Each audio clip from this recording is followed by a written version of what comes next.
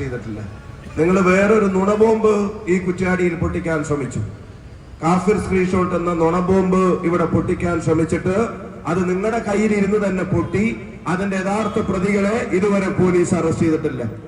അതും കഴിഞ്ഞ് ഇപ്പൊ ഇതാ ബിദുൽ വാൻ എന്ന് പറയുന്ന KSU നേതാവ് ഒരു കരിങ്കൊടി സമരം നടത്തിയതിന്റെ പേരിൽ രാത്രി 12:30 മണിക്ക് അച്ഛനും അമ്മയും സാധാരണ കിടന്നുറങ്ങുന്ന വീട്ടിലേക്ക് ബോംബെറിയാണ്. നിങ്ങൾ കണ്ടതാണ്.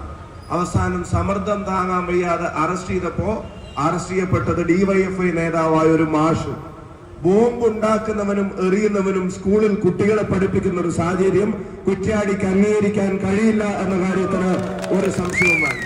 ഇവിടുത്തെ പൊതുജനങ്ങളോട് ഞങ്ങൾക്ക് അഭ്യർത്ഥിക്കാനുള്ളത്, ബോംബെറിഞ്ഞാലും കുഴപ്പമില്ല, ഞങ്ങൾക്ക് തെരഞ്ഞെടുപ്പ് ജയിക്കാൻ പറ്റും. ആർക്കെങ്കിലും പരിക്കേറ്റാലും കുഴപ്പമില്ല, ഞങ്ങൾക്ക് തെരഞ്ഞെടുപ്പ് ജയിക്കാൻ പറ്റും. നാട്ടിൽ വർഗീയത ഉണ്ടാക്കാൻ ശ്രമിച്ചാലും കുഴപ്പമില്ല, ഞങ്ങൾക്ക് തെരഞ്ഞെടുപ്പ് ജയിക്കാൻ പറ്റും എന്നൊരു തെറ്റിദ്ധാരണ കുറ്റ്യാടിയിൽ ഒരു പാർട്ടിക്കും വരാൻ പാടില്ല എന്നുള്ളത് ഇവിടുത്തെ ജനങ്ങളുടെ മുമ്പിൽ കൂടെയുള്ള ഒരു ഉത്തരവാദിത്തമാണെന്ന് വിനീതമായി ഓർമ്മപ്പെടുത്തുന്നു.